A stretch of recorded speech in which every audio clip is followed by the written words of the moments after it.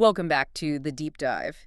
Today we are strapping in for what feels like a necessary confrontation.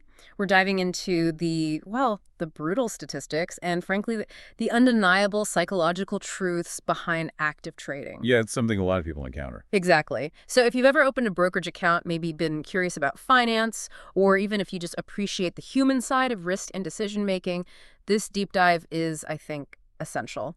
We're looking at a stack of sources today that, let's be clear, they don't offer shortcuts. There's no comfort here. No silver bullets. None. They expose the harsh, cold, statistical reality of the market. And that reality, it really is staggering when you look at it. Yeah. The consensus across, all the data we see points to over 90% of retail traders losing money. Over 90%. Yeah. And the overwhelming majority of those people, they quit, often completely wiped out, usually within about 12 months. Wow. It's not just a high failure rate. It's almost like an economic machine designed to, transfer capital from the undisciplined to the controlled. 90%. I mean, that number, it shouldn't just shock you listening. It should force you to ask a pretty fundamental question. Why? Right. If we have more access than ever before to sophisticated trading info, charting software, historical data, why does this massive failure rate just persist? Well, because the failure, fundamentally, it isn't really a knowledge problem. It's a behavior problem. That's the core paradox. The market is completely indifferent to what you think you know. It doesn't care about your complicated indicator or, what news headline you just read. It doesn't care about your feeling. Not at all. The market only responds to two things: price and action. So if 90% of people fail, it's because they are pretty uniformly making the same set of behavioral mistakes again and again and again. Okay, so our mission today then is to really confront that behavioral core. Yeah, let's get into it. We're going to expose the systemic violations, the breaches of discipline, the failures in risk management that pretty much guarantee failure for most people. The goal is to help you recognize these traps and hopefully avoid them. Absolutely. We need to internalize this idea that the market doesn't listen to hope or fear or any emotion, really. It only listens to execution. So let's unpack this. And maybe the best place to start is right at the beginning, where the journey often ends too. The mindset. Right. When someone first gets into this world, trading, they usually see it as, a path to quick riches. They see the potential for prediction. I think this stock will go up. Yeah, the crystal ball approach. Exactly. But our sources, they define trading very differently. What's the essential difference in thinking between those who last and those who don't? It sounds simple, but it's actually quite profound. Trading is execution, not prediction. Okay. Execution, not prediction. Yeah. The amateur thinks, okay, I predict X stock is going up because I see this pattern, so I buy. Simple enough. But the professional thinks, okay, if X stock meets my predefined structural criteria, then I execute my action plan. And I do that regardless of my personal feeling about where it should go. So what you think is irrelevant? It's totally irrelevant. What you do, your action, that's the only thing the market respects or even notices. It's really a business of execution. It's not some sophisticated guessing game. It sounds so straightforward when you put it like that. But the minute a new trader tries to apply that, they often run smack into probably the most dangerous psychological trap there is. Yep. You called it the first profit trap. How does that early success just completely derail things? Yeah. It creates this incredibly powerful but totally false sense of mastery. Okay. So the trader makes their first trade, right? They maybe take a small profit, could be random, few $100. Yeah. And immediately their brain floods with dopamine. It rewards them for that action. It is good. Feels great.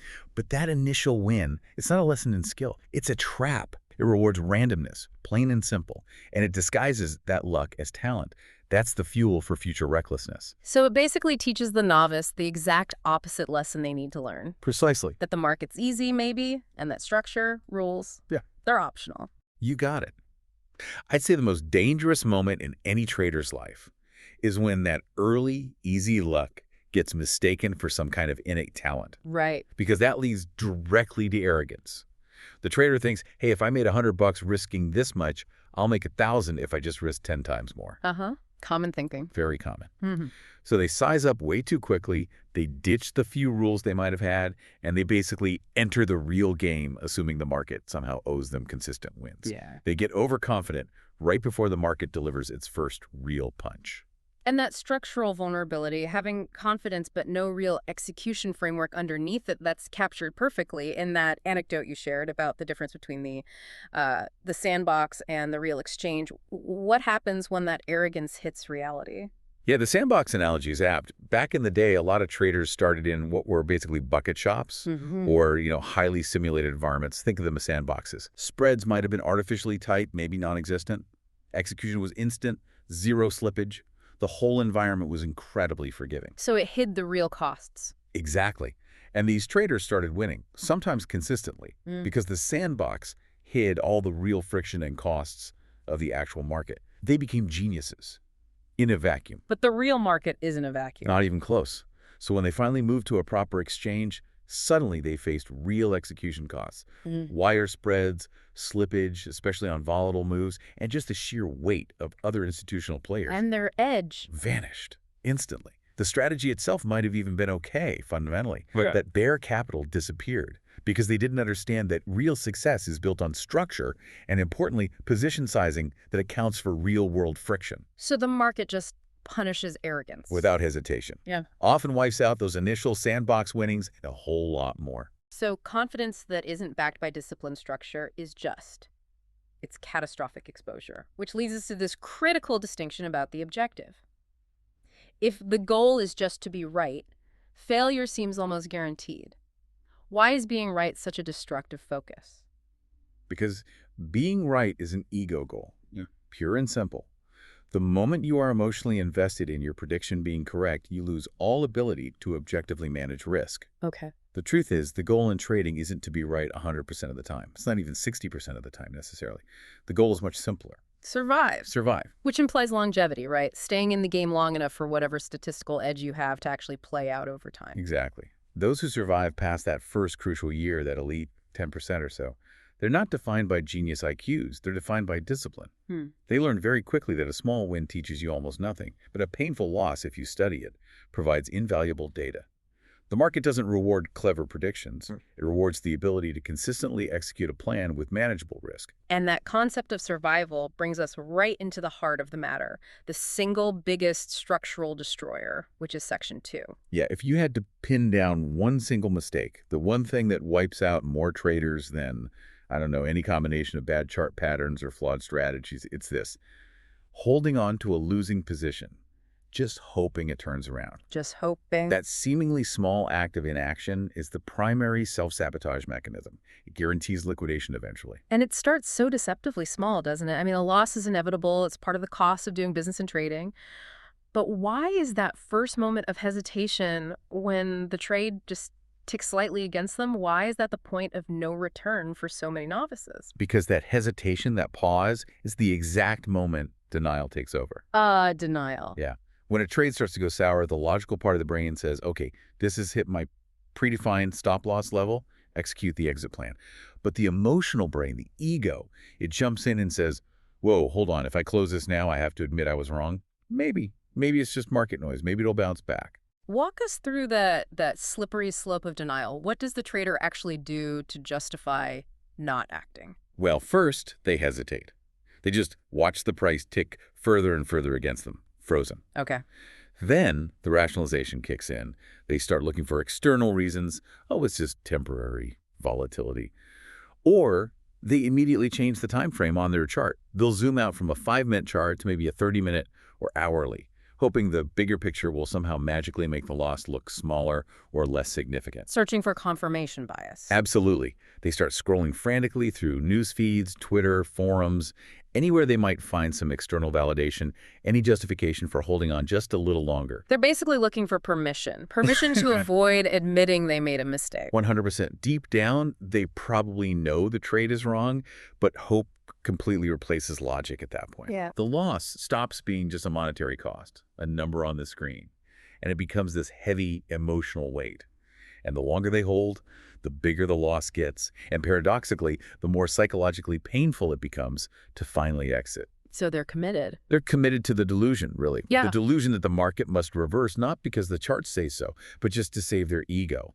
not their capital. I think that's probably the hardest psychological leap for anyone to make, realizing that closing the trade means admitting a mistake, and that emotional refusal, that ego protection, just overrides the logical need to protect the capital that's left. And that refusal is what turns a small, totally acceptable cost of doing business into a massive, account-threatening disaster. Right. Which brings us to that vital operational distinction. A small loss is a trade. A large loss is a mistake. Right. And the only difference between the two, it's time. It's the trader's refusal to act promptly. Time and nothing else. That's stark. But if a small loss is just a cost, why do people react to it like it's a catastrophe in the moment? Because the pain of being wrong feels immediate and sharp, whereas the benefit of preserving capital feels abstract. It's future-oriented. It's not as tangible. Okay. So every single second a trader delays hitting that sell button, executing their stop, is a second. They are literally handing their capital over to the market, often exponentially if the move accelerates. The truly smart traders, the survivors, they aren't measured by their biggest wins. They're measured by how quickly, how cleanly, how decisively they take their losses. Without emotion. As much as possible, yes. They operate under an absolute principle. If you cannot take a small loss, you will eventually be forced to take a large one. Yeah. And that large one, that's usually the one that kicks you out of the game for good. That's the ultimate paradox, isn't it? Every single successful trader, they agree with the core rule of survival. Cut your losses short, let your profits run. They write it down, they repeat it like a mantra. They put it on sticky notes on their monitor. Exactly. Yet, under pressure, when the money is actually on the line, our sources say people universally do the opposite. They cut their winners short and they hold their losers long. Why does the human brain invert this fundamental principle? It's almost entirely down to emotional interference. Specifically, it's how fear and hope kind of collaborate to just shred discipline. How do they manifest differently? Okay, think about fear. Fear tends to show up most strongly in winning trades. Really, in winners? Yeah, counterintuitively. The trade is profitable, maybe significantly, and the trader starts thinking, oh man, I don't want to lose what I've gained. What if it reverses? Fear pushes them to snatch that profit immediately, cutting a potential major winner way too short. So they prioritize the immediate gratification of a small win. Over the structural potential of letting it run according to the plan. Exactly. Okay, so that's fear with winners. What about hope? Hope, conversely, that really manifests in the losing trades. The trade is moving against them, maybe significantly past their stop, but the trader tells themselves, it has to come back. Just give it a little more time. It looks oversold. Hope convinces them to hold that loser far, far beyond their original structural limits. So fear makes them impatient with winners, and hope makes them infinitely patient with losers. You nailed it. It's like the exact opposite of what they should be doing. It's a completely inverted psychological disaster. The failure isn't that they don't know the rule. It's the lack of emotional control to follow what they already know is right. Wow. Honestly, if you can master this one single behavior, cutting losses fast, cleanly, without hesitation, without second guessing, you instantly remove yourself from the behavioral patterns shared by almost all of the failing 90%. It's that critical. Okay, so if the inability to act decisively on losses is the primary operational failure, then we really need to understand the emotional triggers behind that inaction. Our sources describe these emotions, fear, hope, greed, as silent destroyers. They whisper, apparently. Yeah. They're insidious. That's a good word for it. They don't usually shout warnings. They just whisper these little doubts or justifications in your ear. Like what? Like, maybe ignore the stop just this once, or just hold on a little longer. It's bound to turn. Or even making a small, quick win feel like a failure because it wasn't bigger. And if the trader fails to recognize these whispers for what they are, which is essentially irrational noise, those emotions will absolutely seize control of the decision-making process. And that inevitably leads to ruin. Let's dig into fear again, specifically. How exactly does it manifest when a position turns negative? What's the underlying psychological pain driving that paralysis we talked about? Fear, in this context, is primarily the pain of being wrong. It's not just seeing the P&L number dropping, although that hurts. It's the ego blow. It's the pain of realizing your initial analysis, your brilliant idea, was incorrect. So fear shows up the second the trade moves against you, and it effectively paralyzes the hand that needs to click the mouse or hit the sell button. It convinces the trader to just wait, freeze, because waiting preserves the belief that they might still be proven right. That's a really interesting distinction. Fear rewards belief. the hope that the market will turn around and validate you, but the market, as we keep saying, only rewards execution. Precisely. The moment you start trading based on fear, whether it's fear of loss or even fear of missing out, FOMO, you've basically handed over control to an irrational impulse. Yeah. And the market, being this impartial, ruthless scorekeeper, it will always charge you interest on that emotional debt. You end up trading your account based on your feelings, and feelings are notoriously expensive trading coaches. So if fear is the paralyzer when things go bad, greed seems like the hyper accelerant when things are going well. Yeah, greed arrives, often paradoxically, during the profitable phases, when things are actually working. Because that's the moment when the carefully crafted plan, the predefined rules, they start to fade into the background. The trader feels invincible, like they've got the Midas touch. They feel like the market owes them more success. And greed tends to manifest in two particularly dangerous ways. Okay, the first one we touched on, cutting winner too early, driven by the fear of giving profit back. Yes, exactly. The trader thinks, wow, I'm up $500. If this pulls back even $50, I'm going to be furious with myself. I have to lock it in right now. They become almost pathologically afraid of giving back any of that paper profit. Right. Greed convinces them they have to maximize every single trade, squeeze every penny out. And that leads them to constantly snatch these quick, small gains from trades that, according to their own system, were supposed to be held for much larger structural moves. Okay, and the second form of greed. Overextending on the next trade. They just had a nice win, maybe a string of wins. They're feeling confident, maybe euphoric, and they instantly violate their own position sizing rules for the next entry. Chasing the high. Totally.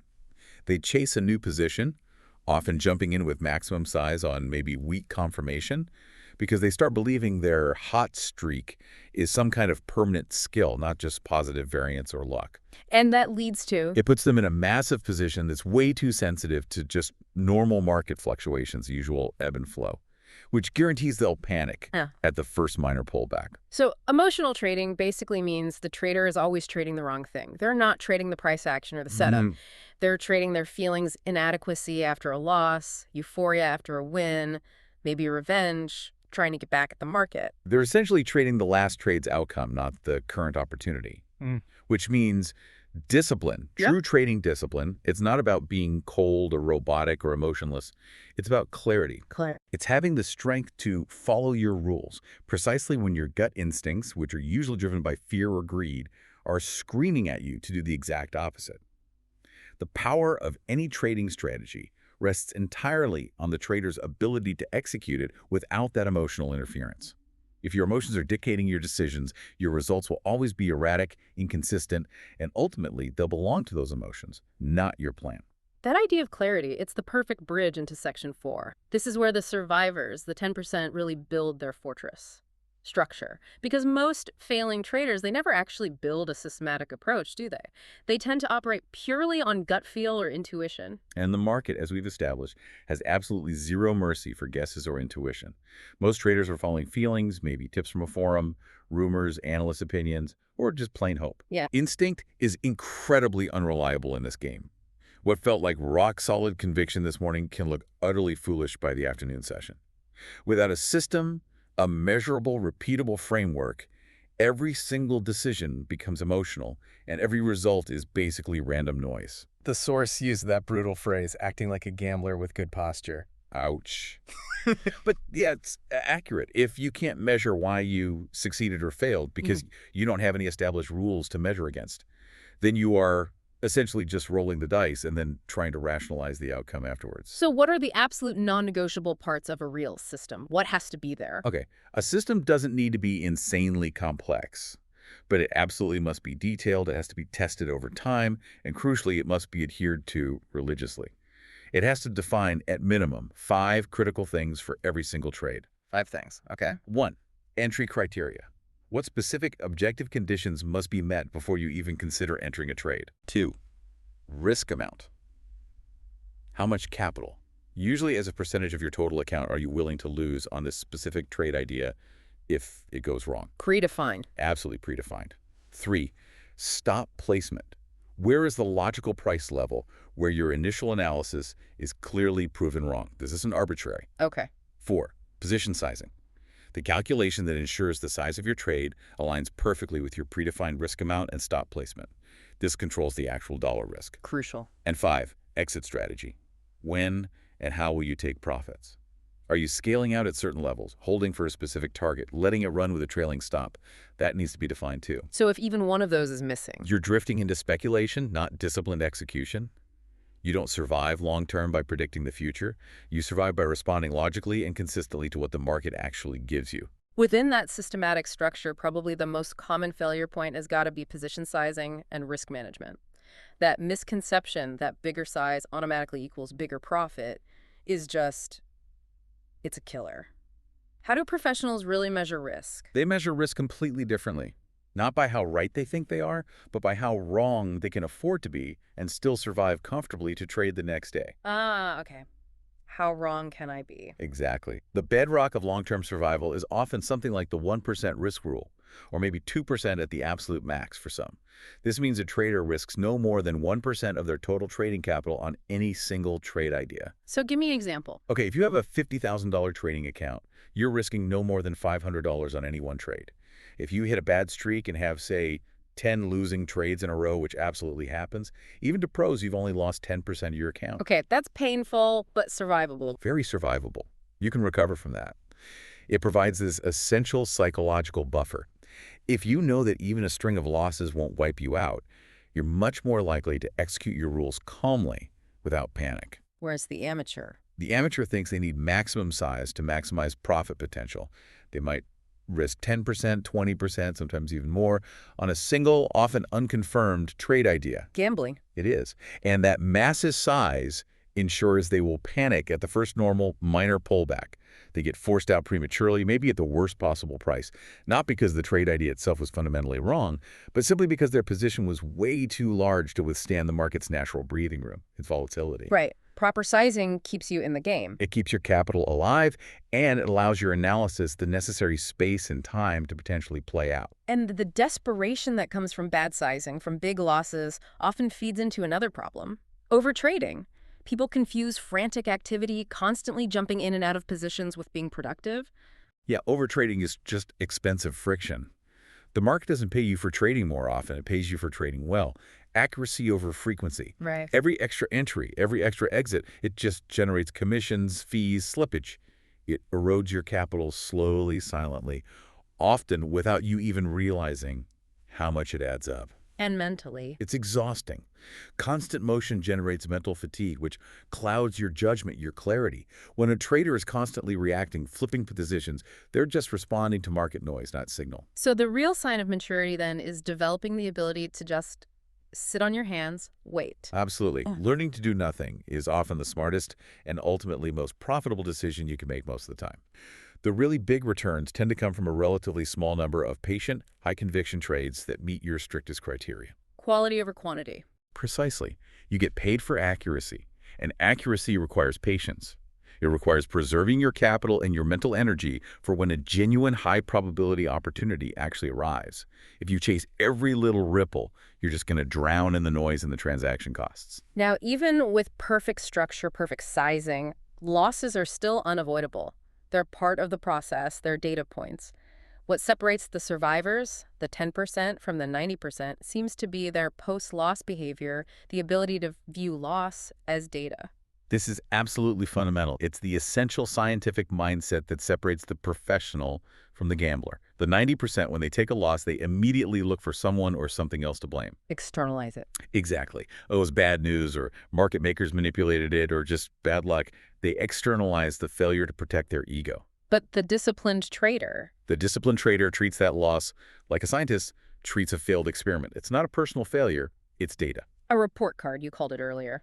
It's pure, invaluable data. They immediately document the trade, journal it. Then they ask the hard, uncomfortable questions. Did I actually follow my plan to the letter? Was my position size calculated correctly relative to the risk I defined? Was the initial setup truly valid according to my rules, or was I maybe forcing it, blinded by hope or FOMO? That sounds difficult, confronting. It is difficult. It requires directly confronting your own ego, admitting you might have messed up. But the clarity that comes from that process makes you exponentially stronger for the next trade.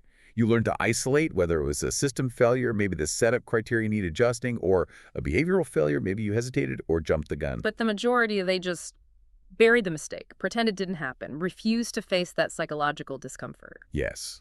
And then they simply repeat the exact same behavioral error on the very next trade, or the one after that. And the market. The market is an infinitely patient but utterly ruthless teacher. If you ignore the message embedded in your loss, the data it's providing, the market will simply keep presenting you with the same lesson, usually with increasing intensity, until you finally extract the learning. Wow. A trader who fails to study their losses is essentially operating without a feedback loop, without a correction mechanism. Liquidation, in that case, is really only a matter of when, not if. Losses are only truly wasted if the lesson hidden inside them is ignored. This theme of self-reliance, this willingness to face the data, however uncomfortable, instead of relying on emotion, it feels especially crucial when we think about the environment traders operate in today. We are just saturated with advice, aren't we? Brokers, friends, random people on social media, paid tip services. Constant noise. Which brings us to maybe the final big hurdle, the danger of borrowed conviction.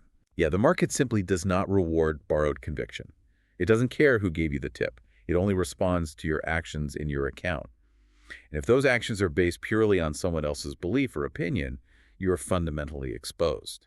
So the mistake is trading the person, oh, this guru said buy this, instead of trading the setup based on your own system. Exactly. You're following a tip, an opinion, rather than following your own validated, systematic process. But why is following a tip still dangerous, even if the tip ends up being correct sometimes? What's the underlying risk? Because when you trade based on someone else's tip, you're completely outsourcing crucial elements.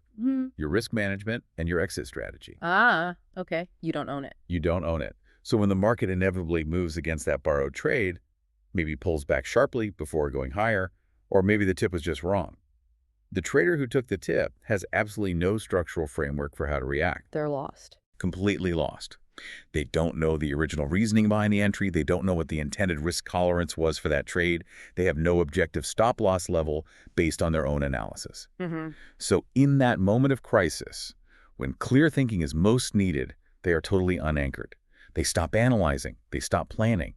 And they inevitably act purely out of fear of loss, which, as we've discussed, is precisely the wrong time to let fear drive decisions. They never own the decision in the first place, so they simply cannot execute the necessary crisis management when things go wrong. So survival really hinges on self-trust. But that trust has to be earned, built on objective evidence from your own work. What should the disciplined trader be relying on then, instead of all that external noise? They absolutely must trust their own, rigorously tested and analyzed system, a system built upon the raw, impartial data of the market itself. Our sources often refer to this as trading the tape. Okay, let's clarify that term, trading the tape. What does that mean in practical terms? Trading the tape means relying exclusively on the raw, objective evidence presented by the market. Price action, volume patterns, order flow dynamics. It's the visual, unfolding record of supply and demand in real time. Reading the market's intention. Exactly. Seeing the pressure, the strength, the weakness directly from the market itself, not filtered through someone else's opinion or a sensationalized news headline. It requires focus, attention, and respect for what the price is actually doing, overriding emotional commentary or predictions. So every time a trader focuses on the tape, they trade with more clarity. Generally, yes. And every time they listen to a talking head on TV or follow a random Twitter tip, they introduce doubt and outsource their decision. If you're consistently outsourcing your trading decisions to others, you're not really functioning as a trader, are you? You're just a follower. You're a follower. And in this zero-sum game, followers tend to serve primarily as liquidity for the disciplined survivors. It's harsh, but true. The decision to buy or sell, it must ultimately come from your own system, your own analysis, and critically, your own readiness to accept the outcome, whether it's a win or a loss. That self-reliance isn't optional. It's the necessary precondition for having any chance at long-term survival. If you can't trust your own measured decision-making process, you're simply not ready to put your capital at risk in the market. #LUTRO. Well, this deep dive, I think it's made it painfully clear that the staggeringly high failure rate in trading isn't really an issue of hidden knowledge or lack of intelligence. It's fundamentally an epidemic of behavioral flaws and structural weaknesses. Yeah, the essential truths, the principles that separate that surviving 10% from the failing 90%, they seem pretty fixed, almost unyielding. What are they boiled down? It's the commitment, the discipline, to cut losses without hesitation, without ego. It's the patience to actually let profits run, to let the market pay you fully when you're right. It's the dedication to trade only with a measurable, repeatable structure or system. And maybe above all, it's developing the clarity to act with discipline, consistently overriding that emotional interference from fear and greed. These aren't just helpful tips, are they? They're more like the fundamental laws of this particular game. Pretty much. They don't seem to change over time, they don't get outdated, and the market absolutely does not forgive violations of them for long. So the ultimate test, then? The ultimate test is really understanding that the edge in trading isn't some secret indicator or complex algorithm hidden away. The edge is the difficulty of consistently adhering to these simple but not easy principles. Explain that. Why is difficulty the edge? Because it's hard. It's emotionally difficult to cut a loss cleanly when your ego is screaming no. It's hard to sit patiently on your hands for 3 days, doing nothing, waiting for your A-plus setup when the market is moving. That very difficulty is what creates the separating factor. It filters out the committed from the merely interested or complacent. So most traders fail, but the path to avoiding that outcome is clear, just difficult to walk. Exactly. If you adopt this structure, this discipline, you don't have to be one of the 90%. Which leaves us with a final, maybe provocative thought for you, the listener, to mull over. The market itself isn't your enemy. Your own habits are. If you truly dedicate yourself to fixing those habits, if you consistently input structure, patience, and absolute self-control into your trading process, the market stops feeling like this capricious, threatening entity. Instead, it becomes almost like a mirror. It simply reflects back the quality of your internal discipline, your preparation, your execution. And if what you consistently put in is clarity, control, and adherence to your rules, what you get back from that market mirror might fundamentally surprise you. Protect your capital first. Thanks for joining us on the deep dive. Stay sharp out there.